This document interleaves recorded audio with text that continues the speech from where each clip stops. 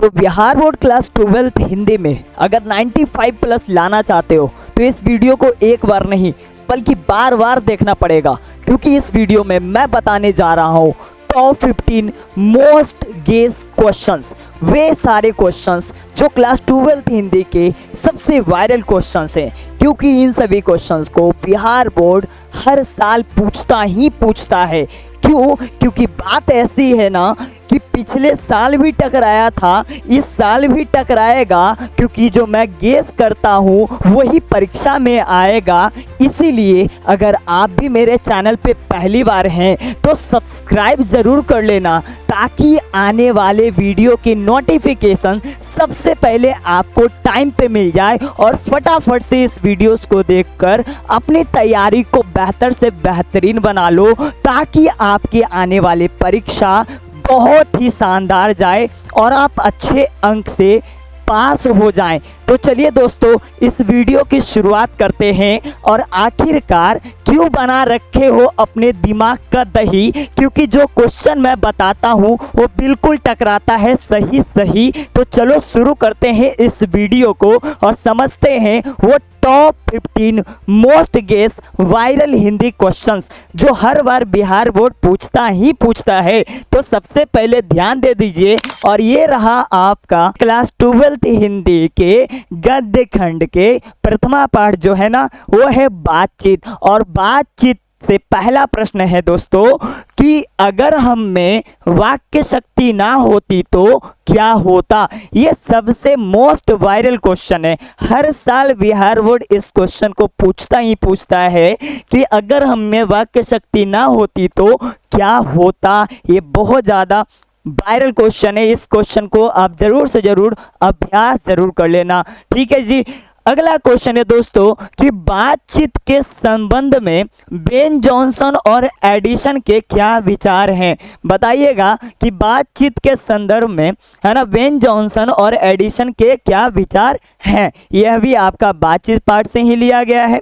अगला प्रश्न की बात करें तो आपका प्रश्न बनता है आर्ट ऑफ कन्वर्सेशन क्या है। आर्ट ऑफ कन्वर्सेशन क्या है दोस्तों? तो बातचीत करने की शैली जो ज़्यादातर यूरोप के लोगों में पाई जाती है, ठीक है। तो हम लोग कह देंगे कि आपका ये तीनों जो क्वेश्चंस है आपके बातचीत प्रथमा पाठ से लिया गया है, जो सबसे मोस्ट गेस क्वेश्चन है। और इन सभी प्रश्नों में से जरूर आने वाली परीक्षा में छपेंगे, टकराएंगे, ठीक है। अगला प्रश्न क्या है दोस्तों? अगला प्रश्न है आपका जाड़ा क्या है? मौत है और निमोनिया से मरने वाले को मुरब्बा नहीं मिला करते। वजीरा सिंह के इस कथन का क्या आशय है। ये क्वेश्चन है जो दोस्तों वो उसने कहा था पाठ से लिया गया है।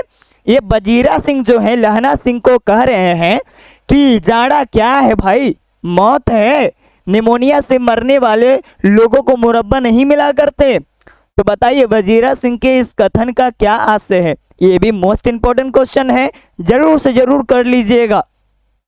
अगला प्रश्न है कि कहती है तुम राजा हो, मेरे मुल्क को बचाने आए हो।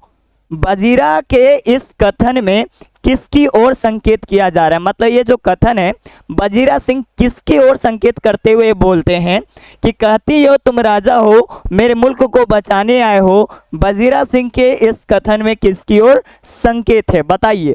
तो ये भी बहुत ज़्यादा इंपॉर्टेंट क्वेश्चन है, इसे भी जरूर से जरूर आप कर लेना, ठीक है जी। अब बढ़ते हैं अगले वाले प्रश्न की तरफ। अगला प्रश्न क्या है? अगला प्रश्न आपका संपूर्ण क्रांति से है, जो कि आपके गद्य खंड के तृतीय पाठ है। प्रश्न है दोस्तों कि आंदोलन के नेतृत्व के संबंध में जयप्रकाश नारायण के क्या विचार थे। बताइएगा आंदोलन के नेतृत्व के संबंध में जयप्रकाश नारायण के क्या विचार थे। यह भी बहुत ज़्यादा इंपॉर्टेंट क्वेश्चन है, इसे भी जरूर से जरूर कर लेना, ठीक है, क्योंकि ये सारे प्रश्न ऐसे प्रश्न हैं जो हर बार बिहार बोर्ड पूछता है, ठीक है जी। अगला प्रश्न है आपका संघर्ष समितियों से जयप्रकाश नारायण की क्या अपेक्षाएं हैं। बताइए जो भी संघर्ष समितियां हैं उनसे जयप्रकाश नारायण की क्या अपेक्षाएं हैं या क्या उम्मीदें हैं, ये बतलाना है। और यह भी प्रश्न आपके संपूर्ण क्रांति से ही लिया गया है। ठीक है, अगला प्रश्न है कि जयप्रकाश नारायण कम्युनिस्ट पार्टी में क्यों नहीं शामिल हुए? बताइए। हाँ, जयप्रकाश नारायण जो थे कम्युनिस्ट पार्टी में क्यों नहीं शामिल हुए? तो यह भी बहुत ज़्यादा क्या है, बहुत ज़्यादा मोस्ट इंपॉर्टेंट क्वेश्चन है। ठीक है, अब बढ़िए अगला प्रश्न की तरफ। अगला प्रश्न क्या है भाई? तो अगला प्रश्न है कि प्रवृत्ति मार्ग और निवृत्ति मार्ग क्या है? बताइएगा कि प्रवृत्ति मार्ग और निवृत्ति मार्ग क्या है। ठीक है जी, जल्द से जल्द बताइए। और ये जो प्रश्न है आपका, है ना, ये अर्धनारीश्वर मतलब गद्य खंड के चतुर्थी पाठ से लिया गया है। तो यह भी प्रश्न बहुत बारी ही पूछ लिया है कि प्रवृत्ति मार्ग और निवृत्ति मार्ग क्या है। ठीक है जी, तो ये आपका अर्धनारीश्वर का प्रश्न है, बहुत इंपॉर्टेंट प्रश्न है। ठीक है जी, क्योंकि मैं सारे के सारे प्रश्न जो है ना चैप्टर वाइज लेके आया करता हूँ, और ऐसे वीडियोज बहुत सारे लेके आऊँगा जिसमें मैं आपको जितने भी मोस्ट इंपॉर्टेंट क्वेश्चंस होंगे सबके सब, है ना, एक सीरीज में करके लेते आएंगे। और आप लोग बस चैनल को सब्सक्राइब कर लेना ताकि रोजाना इस तरह के वीडियोस आप देखकर अपनी तैयारी को बेहतर से बेहतरीन बना लें। ठीक है, अब बढ़ते हैं अगले वाले प्रश्न।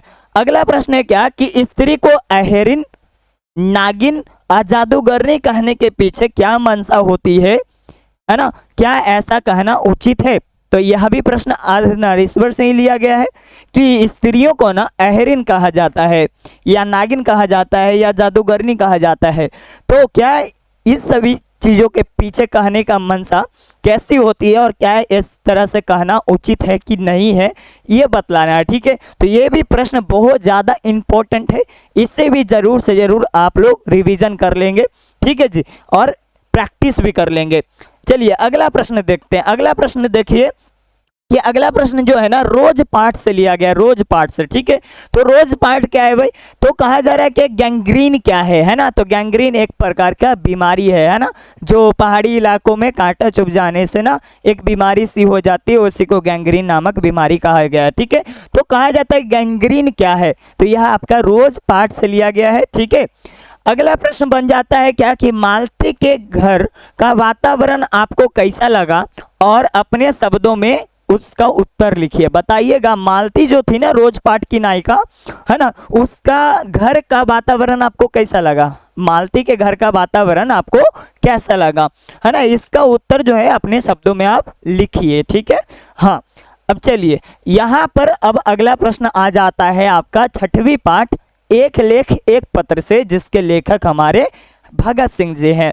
तो एक लेख एक पत्र से भी कुछ प्रश्न है जो आपको कर लेना है, जैसे कि भगत सिंह की विद्यार्थियों से क्या अपेक्षाएं हैं? बताइए, भगत सिंह जो हैं विद्यार्थियों से क्या अपेक्षा रखते हैं या क्या उम्मीदें रखते हैं, ये आपको बतलाना है। ठीक है, अगला प्रश्न हो जाता है कि विद्यार्थियों को राजनीति में भाग क्यों लेना चाहिए? बताइएगा, विद्यार्थियों को राजनीति में भाग क्यों लेना चाहिए, है ना, यह भी आपके लिए बहुत ज़्यादा इंपॉर्टेंट क्वेश्चंस बन जाता है। ठीक है, अगला प्रश्न है और आज के लिए ये लास्ट प्रश्न है। कहा जा रहा है क्या कि भगत सिंह ने कैसे मृत्यु को सुंदर कहा है? बताइए, भगत सिंह जो हैं कैसे मृत्यु को एक सुंदर मृत्यु कहा है और वे आत्महत्या को कायरता क्यों कहते हैं? बताइएगा, भगत सिंह जो हैं आत्महत्या को कायरता क्यों कहते हैं?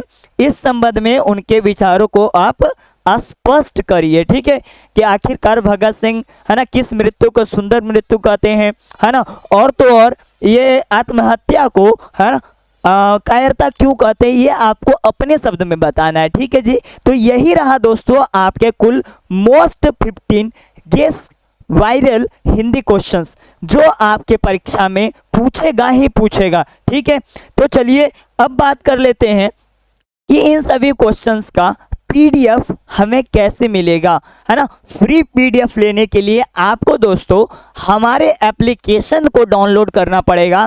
एप्लीकेशन का नाम है अपनी ऑनलाइन क्लासेस। आपको करना क्या है कि गूगल प्ले स्टोर पे जाना है और सर्च करना है। हाँ करिए, अभी करिए, लिखिए अपनी ऑनलाइन क्लासेस। हाँ, सर्च हो गया, अब इसको डाउनलोड कर लीजिए। डाउनलोड करने के बाद आप उसको सबसे पहले अपने नंबर डालकर लॉगिन कर लीजिए या साइन अप कर लीजिए। जैसे OTP से वेरीफाई होगा तो हमारा प्यारा सा ऐप खुल के आ जाएगा।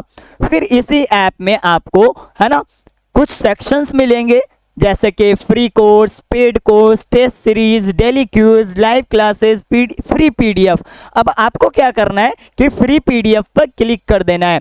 फ्री पीडीएफ पे क्लिक करते ही आप अभी जितने भी क्वेश्चंस देखे हैं उसका फ्री पीडीएफ नोट्स आपको मिल जाएगा, है ना, जिससे आप लोग अपने मोबाइल फ़ोन में डाउनलोड करके, है ना, नोट्स बना सकते हैं और रिवीजन भी कर सकते हैं। ठीक है, अब चलिए आप लोगों से, है ना, एक उम्मीद रखते हैं कि आज का वीडियो आपका बहुत ज़्यादा फायदेमंद रहा होगा, आप सभी को बहुत पसंद आया होगा। तो इस तरह के वीडियोस पाने के लिए आप हमारे चैनल को सब्सक्राइब जरूर कर लेना।